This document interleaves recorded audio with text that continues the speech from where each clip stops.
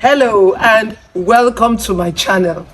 Today, I just want to ask a question. It is actually an existentialist question.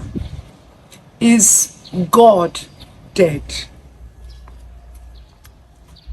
Have we killed God? Friedrich Nietzsche was a very brilliant philosopher. What some of you may not know is that his father was a pastor.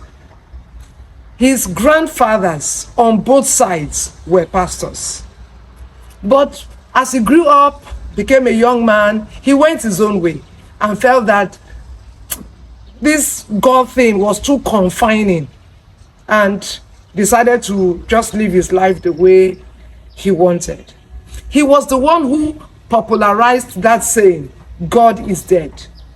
It was not the one who initiated it, but he popularized it. God is dead. Of course, 13 years before he died, 13 years to the end of his life, he became insane. In and out of insanity, in and out of insanity. And in that process, he made a statement. He said, God died in the 19th century. And since we killed God in the 19th century, the 20th century should get ready for all sorts of chaos and anarchy. He was dead right. He was right.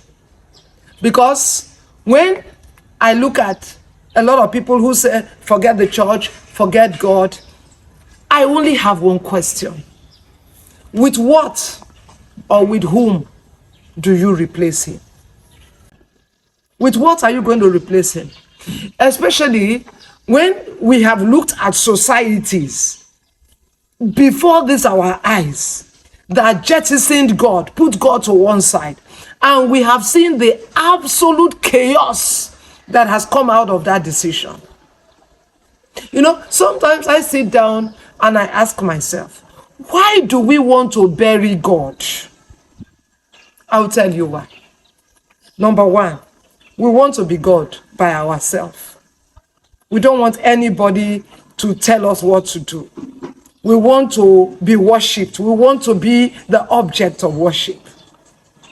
We think it's too demeaning to bow to a sovereign God. No, I want to be God.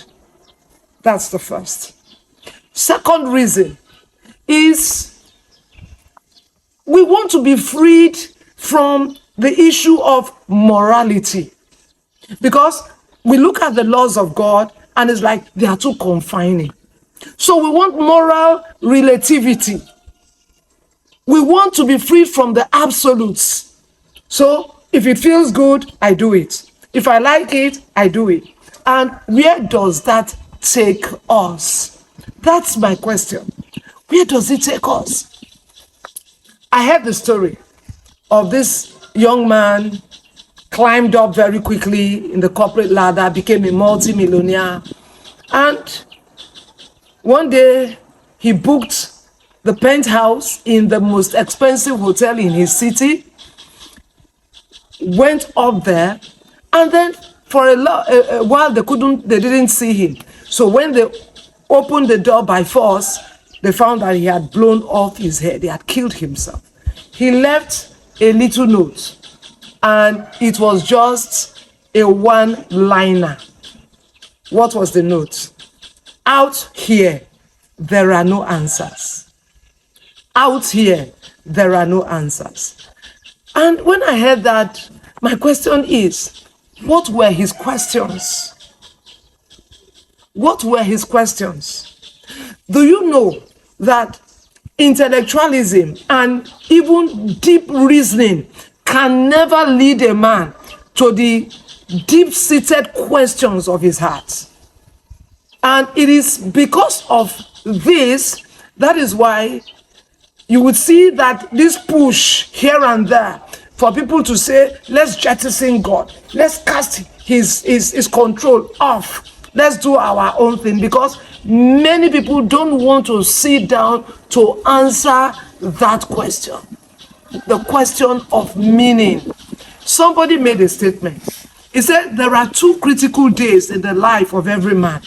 The day the man was born and the day he discovers why he was born. May I tell you that life is intended to be meaningful. Life is intended to be meaningful. But the thing is, you can never find true meaning outside of God. You can never find true meaning outside of God.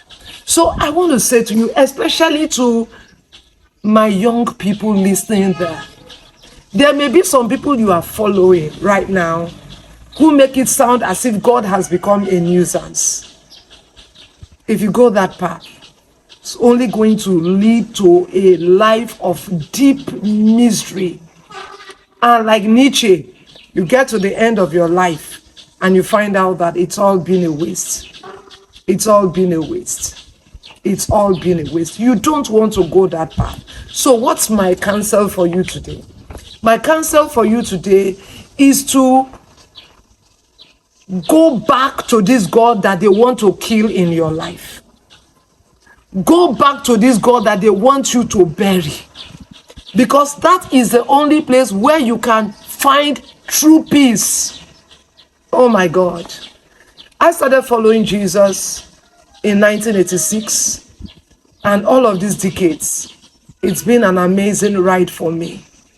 And I want to say to you, you kill God in your life, you have murdered sleep, and you can sleep no more.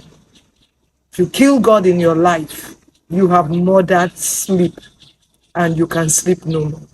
I want to think deeply about this, and watch out for my next video, because I'll be doing a continuation of this. When we kill God, what happens next? That will be my next video. But for now, I want you to like this video. I want you to share it. I want you to talk to your friends about it. But most importantly, subscribe to this channel. I love you very much, and I want you to know God is alive and there's nothing anybody can do about it.